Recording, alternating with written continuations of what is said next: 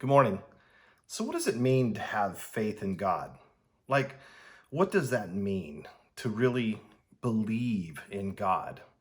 Well, we're in James chapter 2 today, and we're finishing this chapter, verses 14 through the end. And James kind of hits this question head on.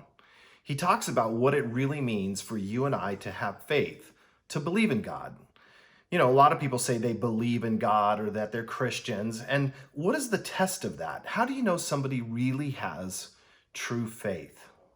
Well, in this section of James chapter 2, James actually poses this question. He says, you say you have faith, but you don't have any good works or deeds attached to it. He says, well, I'll show you my faith by what I do. Now, what I don't want you to get confused is we are not brought into a relationship with God. We are not saved by what we do. In other words, how good we are. We can never be good enough. We can never attain to the measure that God has in our lives. Rather, we're saved by grace and not of works. It's a gift of God so that nobody can boast about how great they are, how good they can do. Paul talks about in the book of Ephesians. But James actually, it seems like he's contradicting that, but he's not. We are all saved by grace. But how do you know that you've entered into a relationship with God? How do you know your faith is a saving faith, that you really believe? Well, there's an old hymn that we used to sing that says, trust and obey, for there's no other way to be happy in Jesus. Maybe you've heard that song before. Well, faith is about trusting and obeying. It is about believing in God and trusting in Him, but it works its way out in what we do. So when James says, look, I'll show you my faith by what I do, what he's saying is I'm not saved by my good works, but my good works prove that I actually have entered into a relationship with Jesus. This passage is about our faith in action.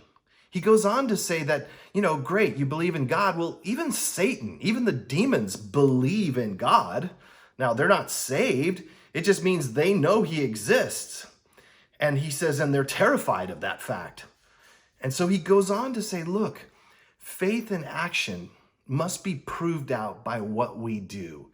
And he talks about if you see somebody who's hungry or somebody who's poor or somebody who's homeless, that you actually do something about that. That proves you have genuine faith, genuine belief in God, that you're trusting Him. You're obeying the command. What's the command?